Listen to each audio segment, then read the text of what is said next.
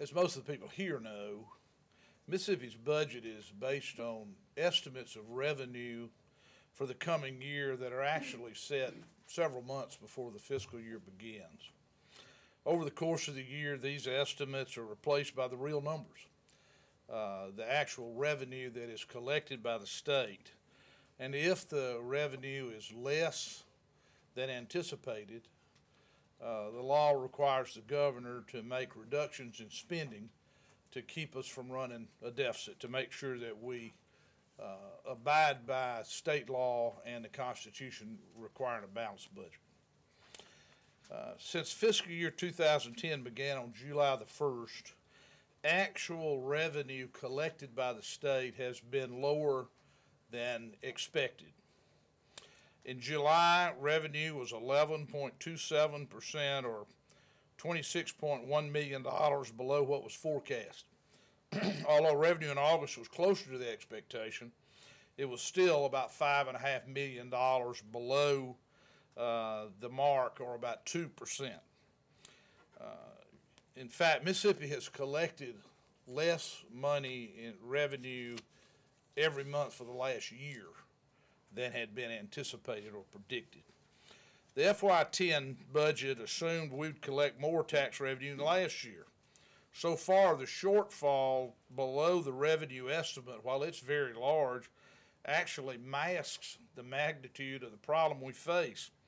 Collections for July were 21.4% below collections for July of last year. And when we compare the same two-month period, July and August in 2008, this year collections were 13.83%, or about $85 million below what was collected in the same 2 months last year. If this trend were to continue, we would miss our fiscal year 2010 revenue estimate by more than $800 million. I think that is unlikely, but it's not impossible. More probable is a revenue shortfall in the $175 million to $350 million range for this fiscal year. Even if revenues come in within 2% of expectations like August, we would still have a budget shortfall well in excess of $100 million. If revenue came in on average the same percentage short in the next 10 months as in the first 2 months of the fiscal year, we'd be about $275 million short. So we're looking at revenue shortfall that is in a very wide range, but my best estimate, and I've bounced this off some of the people who are involved in the revenue estimating process, is that we're going to be about $175 to $350 million short for the fiscal year as a whole. Because of these shortfalls, I am ordering $171.9 million in spending cuts, including reductions in education spending. Last year when I had to do this, we tried to exempt education for as long as possible. This year that's not possible. Our FY 2010 budget already imposed substantial spending cuts on many agencies, while at the same time this year's budget provided for record spending on education. Education spending overall in the state is more than 60% of the state budget. It is our highest priority, and rightly we spend more money on education than everything else combined. The other side of that is that it's not possible to make meaningful reductions in state spending and keep education untouchable.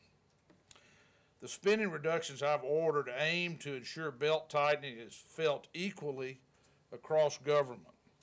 For those agencies that were not cut a full 5% below last year in this year's budget, I have ordered that the cuts be made that will get them up to 5%.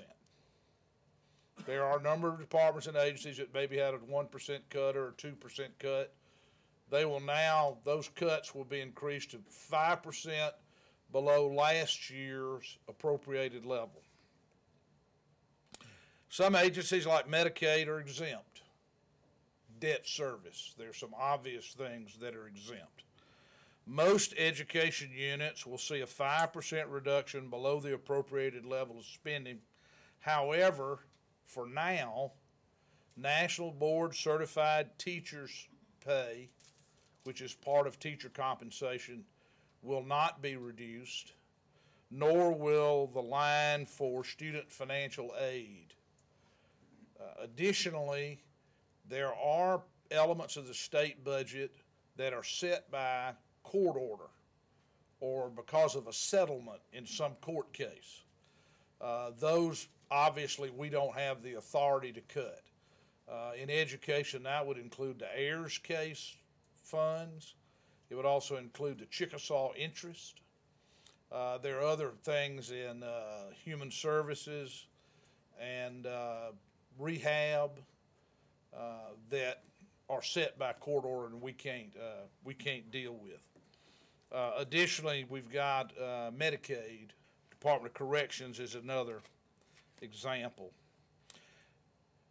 Let me make something plain, that even after these cuts, education spending in Mississippi this year will be $20 million higher than last year. We will still spend more money for K through 12, community colleges, and universities than we spent in the last fiscal year. And I want to make plain, that's in each one. Each one will have more funds to spend this year than last year. K through 12, community colleges, universities. And of course, this is made possible because there is some federal stimulus funds.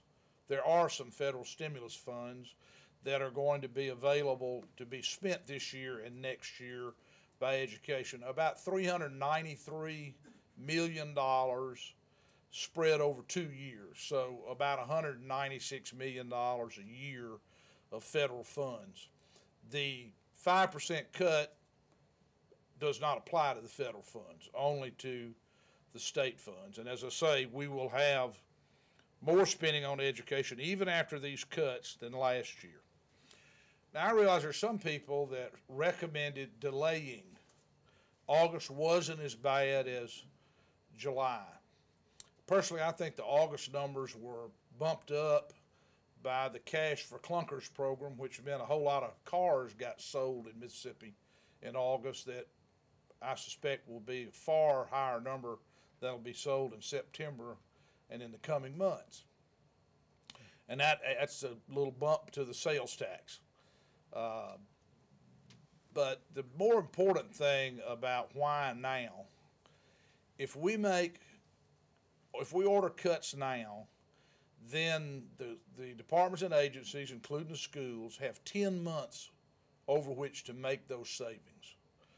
And the longer you wait, the shorter the period of time, the harder it is for the agencies and departments to make the savings. Simply, if you have to save $50 over 10 months, it's $5 a month. If you have to save it over 5 months, it's twice as much. And so that's one of the issues here for the departments and agencies to know that they're going to have to make the cuts and have the maximum length of time over which to spread the cuts.